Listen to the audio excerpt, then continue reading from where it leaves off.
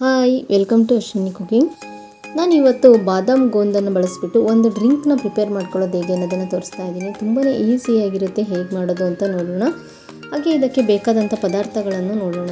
ನಾನಿಲ್ಲಿ ಬಾದಾಮ್ ಗೋಂದನ್ನು ತೊಗೊಂಡಿದ್ದೀನಿ. ಸೊ ನೀವಿಲ್ಲಿ ನೋಡ್ತಿರ್ಬೋದು, ಶಾಪಲ್ಲೂ ಕೂಡ ಇಲ್ಲಿ ಸಿಗುತ್ತೆ. ಹಾಗೆ ಸಿಗದೇ ಇರ್ತಕ್ಕಂಥವ್ರು ಆನ್ಲೈನಲ್ಲೂ ಕೂಡ ನೀವು ಇದನ್ನು ಪರ್ಚೇಸ್ ಮಾಡ್ಕೋಬೋದು. ಇದನ್ನು ಸೇವಿಸೋದ್ರಿಂದ ಉಷ್ಣ ಇರ್ತಕ್ಕಂಥವ್ರು ಕೂಡ ಕಡಿಮೆ ಆಗುತ್ತೆ. ಹಾಗೆ ನಾವು ಇದನ್ನು ದಿನನಿತ್ಯವಾಗಿ ಸೇವಿಸಬೇಕಾಗತ್ತೆ.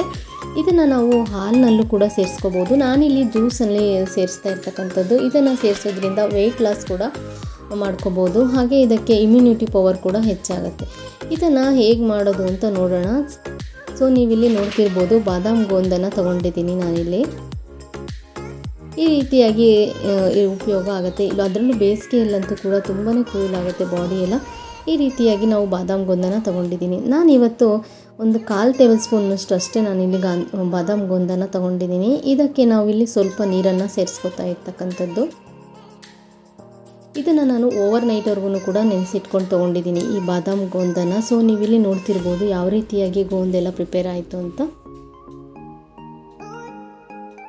ಈ ರೀತಿ ಜೆಲ್ಲಿಯಾಗಿ ಫಾರ್ಮ್ ಆಗುತ್ತೆ. ಈಗ ನಾನಿಲ್ಲಿ 1 ಟೇಬಲ್ ಸ್ಪೂನಷ್ಟು ಸಬ್ಜಾ ಸೀಡ್ಸನ್ನು ಸೇರಿಸ್ಕೊಂಡಿದ್ದೀನಿ. ಇದಕ್ಕೆ ಸ್ವಲ್ಪ ನೀರನ್ನು ಸೇರಿಸ್ಬಿಟ್ಟು 5 ನಿಮಿಷಗಳ ಕಾಲ ಇದನ್ನು ನೆನೆ ಇಡಬೇಕಾಗತ್ತೆ. ಈ ರೀತಿಯಾಗಿ ನಾವು ಮಿಕ್ಸ್ ಮಾಡಿ ನೆನೆ ಇಡಬೇಕಾಗತ್ತೆ. ಈಗ ನಾನಿಲ್ಲಿ 2 ಮಾವಿನ ಹಣ್ಣುಗಳನ್ನು ತೊಗೊಂಡಿದ್ದೀನಿ. ನೀವು ಬೇಕಂದರೆ ವಾಟರ್ ಮೆಲನ್ ಆಗಿರ್ಬೋದು, ನಿಮಗೆ ಇಷ್ಟ ಆದಂಥ ಹಣ್ಣುಗಳನ್ನು ಕೂಡ ಸೇರಿಸ್ಕೋಬೋದು. ನಾನಿಲ್ಲಿ ಮಾವಿನ ಹಣ್ಣಿನ ಪಲ್ಪನ್ನೆಲ್ಲ ತೆಗೆದುಬಿಟ್ಟು ಒಂದು ಮಿಕ್ಸಿ ಜಾರ್ಗೆ ಸೇರಿಸ್ಕೊತಾ ಇದ್ದೀನಿ ಮಾವಿನ ಹಣ್ಣನ್ನು. ಹಾಗೆ ಇದಕ್ಕೆ 3 ಟೇಬಲ್ ಸ್ಪೂನಷ್ಟು ಸಕ್ಕರೆಯನ್ನು ಸೇರಿಸ್ಕೊತಾ ಇದ್ದೀನಿ. ಹಾಗೆ 1 ಏಲಕ್ಕಿ. ಇದಕ್ಕೆ ಸ್ವಲ್ಪ ನೀರನ್ನು ಸೇರಿಸ್ಬಿಟ್ಟು ಈ ರೀತಿಯಾಗಿ ನಾವು ಗ್ರೈಂಡ್ ಮಾಡ್ಕೊಂಡು ತೊಗೋಬೇಕಾಗತ್ತೆ. ಈಗ ನಾನಿಲ್ಲಿ ಯಾವ ರೀತಿಯಾಗಿ ಸರ್ವ್ ಮಾಡೋದು ಅನ್ನೋದನ್ನು ತೋರಿಸ್ತಾ ಇದ್ದೀನಿ. 1 ಗ್ಲಾಸ್ಗೆ ನಾನಿಲ್ಲಿ ಮೊದಲು ಗೋಂದನ್ನು ಸೇರಿಸ್ಕೊತಾ ಇದ್ದೀನಿ. ಹಾಗೆ 2 ಟೇಬಲ್ ಸ್ಪೂನಷ್ಟು ಸಬ್ಜಾ ಸೀಡ್ಸನ್ನು ಕೂಡ ಸೇರಿಸ್ಕೋಬೇಕಾಗತ್ತೆ. ಇದಕ್ಕೆ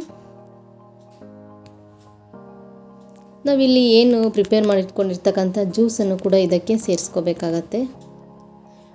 ಹಾಗೆ ಇದಕ್ಕೆ ನಾನಿಲ್ಲಿ ಸ್ವಲ್ಪ ಐಸ್ ಕ್ಯೂಬ್ಸ್ನ ಕೂಡ ಸೇರಿಸಿದ್ದೀನಿ. ಹಾಗೆ ಅದು ವಿಡಿಯೋ ಸ್ಕಿಪ್ ಆಗಿದೆ, ಅದನ್ನು ಹಾಗೆ ಸೇರಿಸ್ಕೊಳ್ಳಿ. ಸೊ ನೋಡಿದ್ರಿ ಅಲ್ವಾ, ಕಂಪ್ಲೀಟ್ ಆದಂತಹ ಬಾದಾಮ್ ಗೋಂದ್ ಡ್ರಿಂಕ್ ಎಲ್ಲ ಯಾವ ರೀತಿಯಾಗಿ ಮಾಡೋದು ಅನ್ನೋದನ್ನು ತೋರಿಸಿದ್ದೀನಿ. ನೀವು ಕೂಡ ಒಮ್ಮೆ ಈ ವಿಧಾನದಲ್ಲಿ ಟ್ರೈ ಮಾಡಿ ನೋಡಿ, ಕಮೆಂಟ್ ಮೂಲಕ ತಿಳಿಸಿ. ಲೈಕ್ ಮಾಡಿ, ಶೇರ್ ಮಾಡಿ, ಕಮೆಂಟ್ ಮಾಡಿ. Thank you.